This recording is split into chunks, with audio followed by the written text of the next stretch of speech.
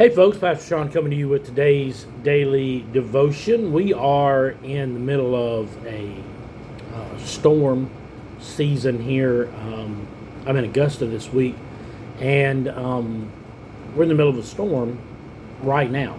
It's raining outside as I shoot this video.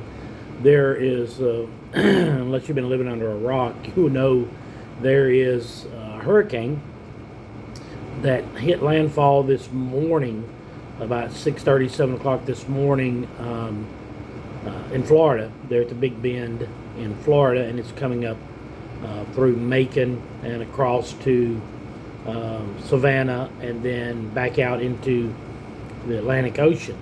And we're going to get a lot of rain off of that here in Augusta. We're expected to get somewhere between 10 to 12 inches of rain in the next 12 hours.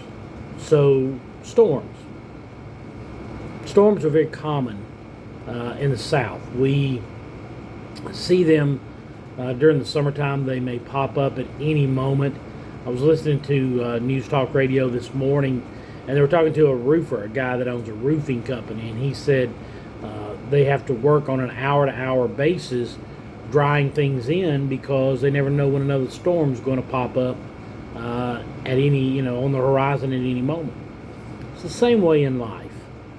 We go through situations to where we know the storm is coming. We know that it's right there on the horizon. We know that there's a problem that we're about to face. And we can prepare for those.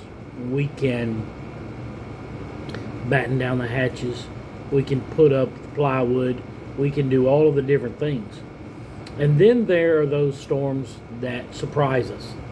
That phone call that you weren't expecting to get from your doctor or from the IRS or from your job saying that you're not going to be working for the next 2 weeks because business is slow. Whatever the case may be, those pop-up storms are the ones that we really need to be prepared for but don't know how to prepare. But the Bible teaches us how to prepare for those storms. It says in the New Testament, when the enemy comes in like a flood, God will raise up a standard. There are times when the storm is going to rush in on you. There are times when you're going to feel the flood of emotions from that storm. There are going to be times when you feel like you're the only person fighting this fight, but you're not. The Bible tells us that God speaks many times in the Old Testament and says, the battle is mine. You hold your peace, the battle is mine. You go forward, I will win the victory. You do this, I have this battle under control. In the Old Testament we read where God sent the sound of a marching army through the mulberry trees. The armies were terrified, killed themselves, scattered to the four corners. There are times when the praise of God's people would go up and terrify the armies, and they would turn sword against sword and destroy each other. And there are multiple cases.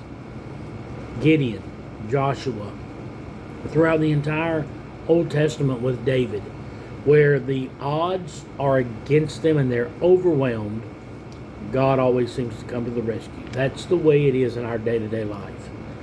When it seems like the storm is going to overtake us, when it seems like this is the end, God always seems to make a way. I read a testimony this morning about a young man that I grew up with. He had a brain bleed in his brain and back and forth to the hospital, to the emergency room, and God intervened, showed the doctors exactly what was going on, and now it's moving back into normalcy. God always has a plan. And when the enemy comes in like a flood, God raises that standard, and his plan always succeeds. So, whatever you're going through today, natural storm like we're having here in Augusta, a spiritual storm that just caught you on the horizon, or that something is coming down the pike that you're going to have to deal with. Whatever it is, call on the Lord and he will answer. Trust me, God will be there for you. I love you. I'm praying for you. I believe you're going to have an amazing day and a great remainder of your week. Hope to see you this weekend at Irwin Hill. God bless you always, is my prayer.